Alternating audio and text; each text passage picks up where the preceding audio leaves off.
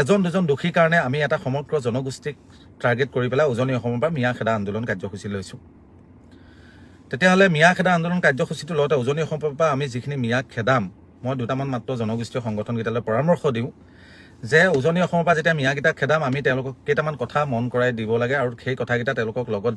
কৈ পঠাব লাগে শিকাই পঠাব লাগে যে অনাগত যিটো ভাষাৰ অসমীয়া ভাষাৰ লোকপিয়ল আহিব মানে ভাষাৰ লোকপিয়ল আহিব অসমৰ মাতৃভাষা কি সেই ক্ষেত্ৰত মিয়াসকলক যেতিয়া আমি উজনি অসমৰ পৰা খেদাম তেতিয়া তেওঁলোকক কৈ পঠাব লাগে যেতিয়া মাতৃভাষাৰ লোকপিয়ল আহিব তেতিয়ালৈকে কিন্তু তেতিয়া কিন্তু আপোনালোকে কোনো যাতে অসমীয়া ভাষা নিজৰ মাতৃভাষা বুলি পৰিচয় নিদিব বেলেগ ভাষাক দিয়ক আপোনালোকে আমাৰ মেটাৰ নাই কিন্তু যেতিয়া আপোনালোকক আমি অসমৰ নহয় বুলি অসমীয়া নহয় বুলি খেদিছোঁ তেতিয়া কিন্তু আপোনালোকে অসমীয়া ভাষাৰ অংশীদাৰ নহয় বুলি তেওঁলোকক সেই কথাষাৰ শিকাই পঠাব লাগে আৰু দ্বিতীয় কথা হ'ল যে তেওঁলোকক এই কথাটো শিকাই পঠাব লাগে যিখিনি বড়োলেণ্ডত অৰ্থাৎ BTCত যিখিনি মানুহ বাস কৰি আছে তেওঁলোকক এই কথাটো উজনি অসমৰ পৰা খেদাওঁতে শিকাই পঠাব লাগে যে আপোনালোকে BTCত থাকি পেলাই কেতিয়াও আপোনালোকে অসম আৰু অসমীয়াৰ পক্ষত সহযোগিতা আগনহ'ব BTCত থাকি পেলাই আপোনালোকে আছাম ডিভাইড 50-50 যি বড়োলেণ্ডে দাবী কৰে সেই দাবীত সহযোগিতা আগবঢ়াওক আৰু নিজকে অসমীয়া বুলি কোনোদিন পৰিচয় নিদিব বুলি সেই কথাকেইটা শিকাই পঠাব লাগে কাৰণ কেলে আজি আমি প্ৰত্যেকে এটা কথা যদি ভালকে বিশ্লেষণ কৰোঁ উজনি অসমৰ কাৰণে মিয়াসকল ভয়ংকৰ নে অনা অসমীয়া বহিৰাগত বণিক গোষ্ঠীসকল অসমীয়াৰ কাৰণে ভয়ংকৰ এই দুটা কথা যদি বিশ্লেষণ কৰোঁ এটা কথা মনত ৰাখিব গোলাঘাটৰ পৰা তিনিচুকীয়ালৈকে অৰ্থাৎ গোলাঘাট যোৰহাট শিৱসাগৰ চৰাইদেউ ডিব্ৰুগড় তিনিচুকীয়া সম্পূৰ্ণ নগৰবিলাকৰ ডাঙৰ ডাঙৰ দোকান বজাৰ সকলোখিনি কিন্তু বিহাৰী মাৰোৱাৰী বেংগলীৰ হাতত কিন্তু এই কথাটো কিন্তু প্ৰত্যেকে মনত ৰাখিব আমাৰ সকলোখিনি সম্পত্তি আমাৰ মানুহে যোনটো সম্পত্তি যদি 5 লাখ টকাত কিনিব নোৱাৰে বহিৰাগত বণিক গোষ্ঠীয়ে আজি 10 লাখ 15 লাখ টকাত কিনি পেলাই তেওঁলোকৰ কব্জালৈ নি আছে তেওঁলোকে আচলতে আমাৰ সম্পূৰ্ণ মাটি ধৰ্ষণ কৰি পেলাই লৈ আছে কিন্তু সেইবিলাক কিন্তু আমাৰ চকুত লগা নাই আমাৰ চকুত কোন পৰিছে যি মিয়াসকল যিসকলে আহি পেলাই ইটাভুটাত কাম কৰি পেলাই যেনে তেনে পৰিয়াল পোহপাল দিয়া কথা চিন্তা কৰিছে অথচ ইটাভুটাৰ পৰা ঘূৰি যোৱা টাইমত আকৌ মালিকক পইচা দি যাব লাগে তেওঁলোক আজি আমাৰ চকুত পৰিছে আমাৰ চকুত কোন পৰিছে আচলতে যিসকলে আমাৰ অঞ্চলত আহি পেলাই বিভিন্ন ধৰণৰ পকা যোগালী কিবা কাম বন এইবিলাক কৰি পেলাই যেনে তেনে পোহপাল দিয়ে সেইসকল আমাৰ চকুত পৰিছে কিন্তু আমাৰ নগৰ চহৰবিলাকৰ মাটিবিলাক কিনি বহিৰাগত বণিক গোষ্ঠীয়ে যে লৈ লৈছে সেই কথাটো কিন্তু আমাৰ চকুত পৰা নাই আৰু সেই কাৰণেই মিয়াসকল আমাৰ কাৰণে ভয়ংকৰ হয়নে নহয় এটা কথা মনত ৰাখিব মিয়াই উজনি অসমত গৈ যিবিলাক কাম কৰি আছে ইটাভুটাত কাম কৰিছে হয়নে ইটাভুটাত শ্ৰমিকে কেতিয়াও উজনি অসমৰ মাটি কিনাৰ কেপাচিটি কেতিয়াও ঘটিব নোৱাৰে এই কথাটো মনত ৰাখিব কিন্তু মিয়াই কেতিয়াও টিউবল কাৰোবাৰ ঘৰত বহাই পেলাই কাৰোবাৰ ঘৰত পকা মিস্ত্ৰী কৰি পেলাই উজনি অসমৰ মাটি কেতিয়াও কিনিব নোৱাৰে কিন্তু সেই কথাটো মনত ৰাখিব কিন্তু বহিৰাগত বণিক গোষ্ঠীয়ে গোলাঘাট যোৰহাট শিৱসাগৰ চৰাইদেউ ডিব্ৰুগড় তিনিচুকীয়াৰ টাউনবিলাকত এডোখৰো জেগা নাই অসমীয়াই পাণ দোকান দিবলৈও জেগা নাই এই কথাটো কিন্তু মনত ৰাখিব হা আজি দেখা গৈছে যে তৎসত্ত্বেও আমাৰ টাৰ্গেট মিয়াসকল ঠিক আছে মিয়াসকলক যেতিয়া আমি উজনি অসমৰ পৰা পঠাইছো তেতিয়াহ'লে তেওঁলোকক এই কথাকেইটা কৈ পঠিওৱা উচিত যে অসমীয়া ভাষা যেতিয়া মাতৃভাষা লোকপিয়ল হ'ব অসমত অনাগত দিনত অসমীয়া ভাষাৰ পক্ষত আপোনালোকে চহী নকৰিব যিদৰে বিহাৰী বেংগলীয়ে কয় বাংলা আমাৰ মাতৃভাষা বিহাৰীয়ে যেনেকৈ কয় হিন্দী আমাৰ মাতৃভাষা তেনেকৈ আপোনালোকৰ বেলেগ মাতৃভাষা ক'ব অসমীয়া ভাষাৰ পক্ষত নাথাকিব সেই কথাটো আমি কৈ পঠাব লাগে আমি সেই কথাটো কৈ পঠাব লাগে যে যেতিয়া আপোনালোক উজনি অসমৰ পৰা আহিছে বড়োলেণ্ডত যেতিয়া আপোনালোক থাকে বড়োলেণ্ডত নিজকে অসমীয়া বুলি পৰিচয় নিদিব আছাম ডিভাইড 50-50 যি বড়োৱে বিচাৰি আছে তেওঁলোকৰ পক্ষত যাওক কিয় তেওঁলোকৰ মাৰপিট খাই পেলাই অসমীয়াৰ পক্ষত আছে সেই কথাটো তেওঁলোকক আমি উজনি অসমৰ পৰা খেদোতে শিকাই পঠাব লাগে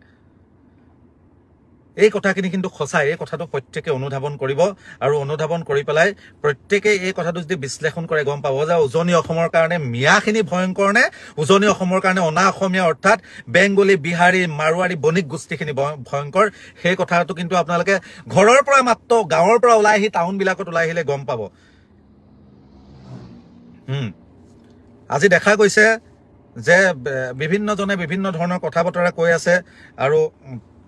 মিয়াসকলক টাৰ্গেট কৰি কৈ আছে তেওঁলোকৰ অঞ্চলত সঁচাকৈ হয়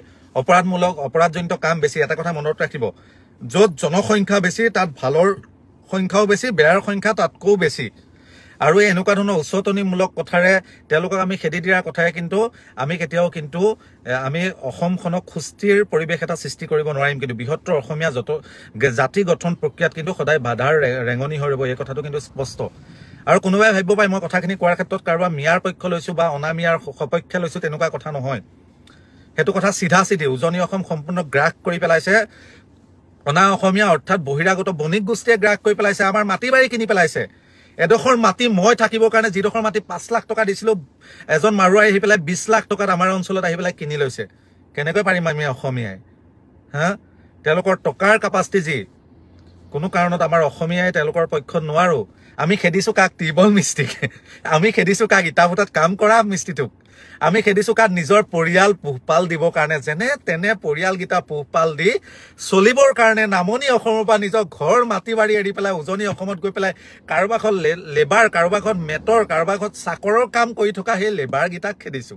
আৰু আমাৰ মাটি বাৰী কিনি পেলাই সম্পূৰ্ণ নগৰবিলাক লৈ লৈছে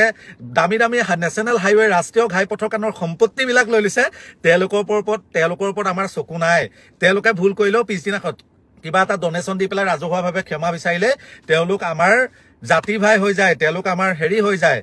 কিন্তু আজি যে সেই দুখীয়া নিচলাৰ কাৰণে তেওঁলোক আমাৰ চকুত পৰে নহয় জানো এই কথাখিনি কিন্তু আমি প্ৰত্যেকে বিশ্লেষণ কৰাৰ প্ৰয়োজন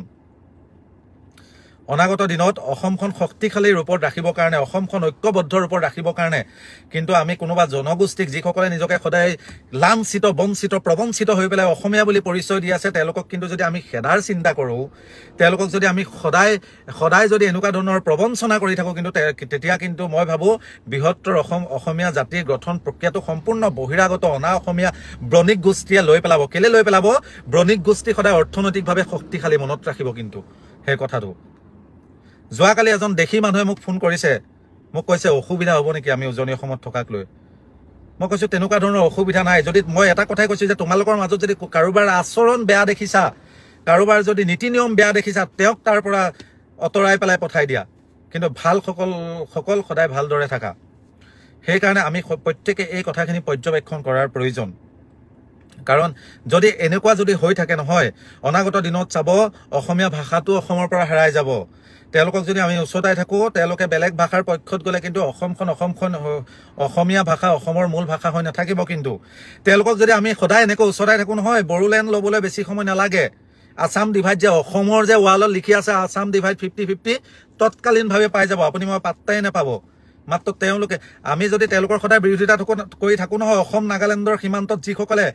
AK-47 লগত খিলগুটি লৈ পেলাই প্ৰতিদ্বন্দ্বিতা কৰি আছে আৰু AK-47 উভতাই পেলাই নাগালেণ্ডলৈ পঠাই দিছে কিন্তু যদি সেইসকলক সদায় যদি ওচৰাই থাকোঁ নহয় লাষ্টত